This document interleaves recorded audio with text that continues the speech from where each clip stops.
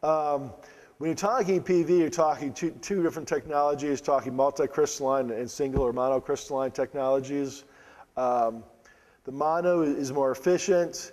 You can usually see by the little edges, which it is, and you can also see it's a little more complex technology. Both use polysilicon. Are your more traditional mainstream PV panels very efficient? They keep their efficiencies for a very long time.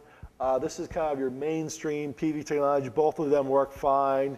And as an owner, you probably wouldn't know if necessarily, other than looks, it doesn't really matter. This is the kind of stuff that they're making in Clarksville, or they're going to be making in Clarksville and Cleveland at the new Vacker AG and Hemlock plants. So, as I was talking about a little earlier, I think it's worth looking at is architects in neighbor associations. Al Gore, known to be an environmentalist, and he got a lot of criticism for not having solar on his own home. Well, he was trying, his neighborhood association wouldn't let him. Didn't let any type of mechanical devices on your roof, anything that stuck out. So he could not get solar on his own roof. He eventually did get a variance, but it still limited it very much. You couldn't be able to see any of the solar from the street. There was only a flat part of his roof where he could get it put on. So industry, this is a relatively common problem, especially in the higher end neighborhoods. He lives in a nicer neighborhood than I do. So looking at more integrated products. So this is crazy, and that's known as BIPV, Building Integrated PV, where the PV panels are your roof. It's not put on top of your roof, it is your roof. And of course, you're mainly looking at new construction when you're looking at BIPV. This can be both for commercial or residential. Now, most of the products today, because their markets are farther ahead, are looking at roofs that are more common in the Southwest than the Southeast. But I think this is the future of it. You know, when the house is built, this will be built as the roof. The homeowner won't ever really notice it, other than his or her energy bills will be lower, or they'll get a check in the mail instead of a bill every month. Who wants a check every month instead of a bill?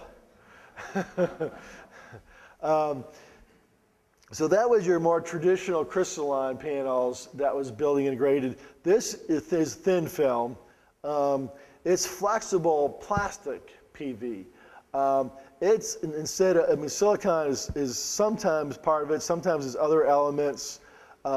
It's the kind of PV that you have on your calculator.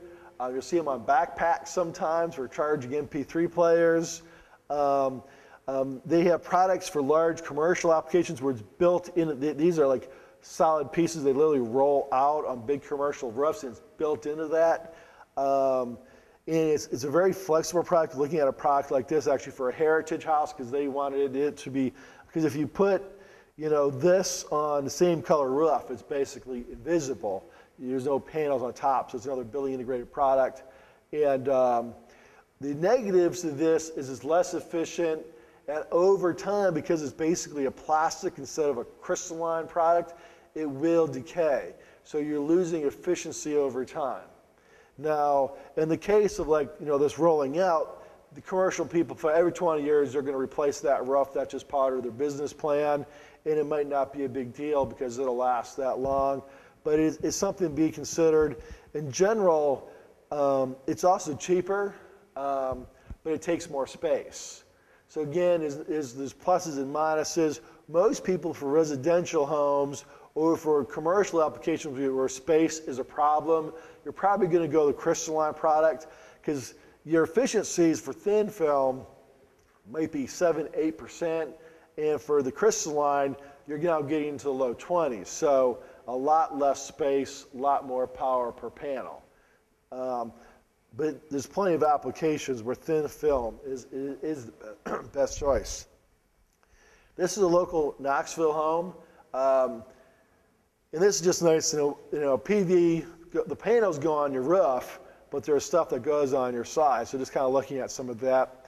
This was designed for the TVA Generation Partners Program. This is your power coming down.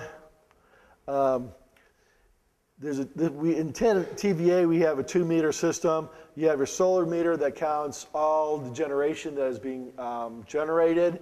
And then you have your, it's called their net meter, but I'd actually call it the home meter or the consumption meter, how much your home is using. And then you have your solar inverter. Your solar inverter turns, it's a direct current that's coming off of your panels. The utility feeds you through the grid in alternating current, and that is what your laptops, that's what your computers like.